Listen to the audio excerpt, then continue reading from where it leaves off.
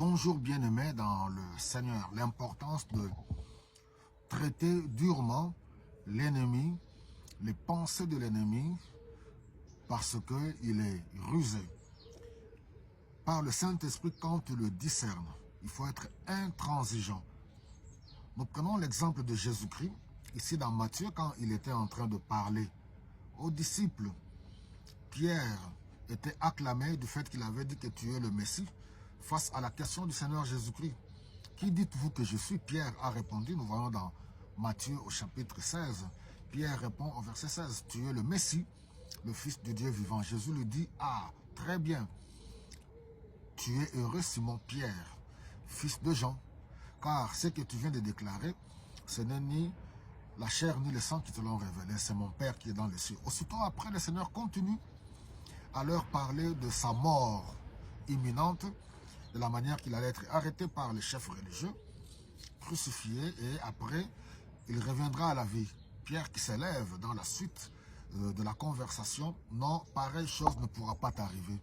C'est là que nous voyons à partir du verset 23, mais Jésus-Christ dit, au verset 23, Jésus se retourna et dit à Pierre, arrière de moi Satan. Ici il est écrit, va-t'en loin de moi Satan.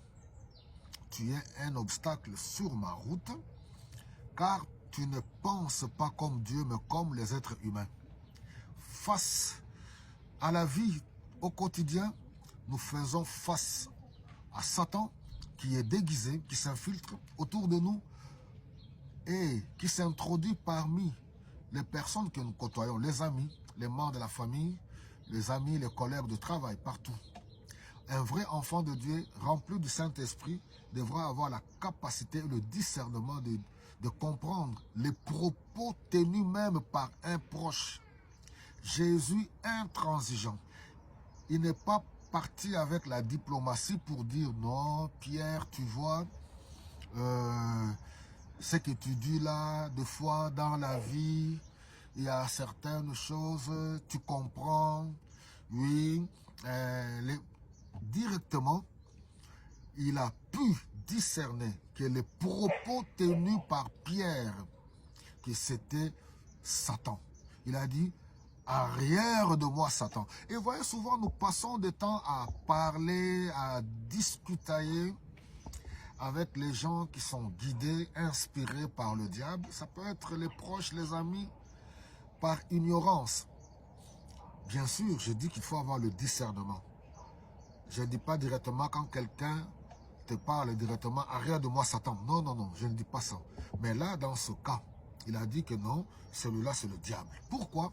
Nous voyons dans comment il est présenté dans Jean au chapitre 8, le verset 44. Quand le Seigneur dit, oui, à ses compatriotes, il dit que vous avez pour père le diable. Il est menteur dès le commencement. Il ne sait pas se tenir dans la vérité. Donc nous sommes dans un monde, le monde entier est sous la puissance du malin. Le malin, le diable, ennemi de la vérité. Jésus, la vie, la vérité, le chemin, la vérité et la vie.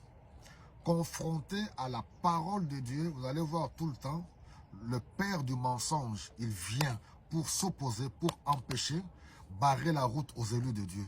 Nous retournons dans Genèse au chapitre 3. Nous voyons Dieu qui donne les recommandations à Adam et Ève. Nous voyons encore l'ennemi. Dès la Genèse, il vient.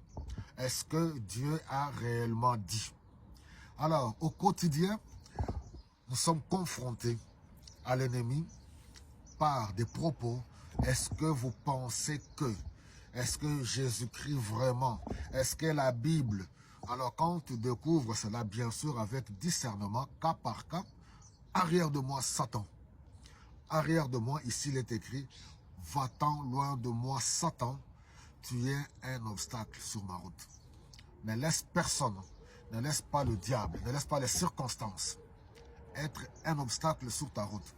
Ne laisse pas les paroles incrédules, les paroles de manque de foi, les paroles négatives être un obstacle sur ta route. Ne laisse rien du tout être un obstacle sur ta route, car tu as une destinée. Tu es dans la vérité. Jésus-Christ, le chemin, la vérité et la vie.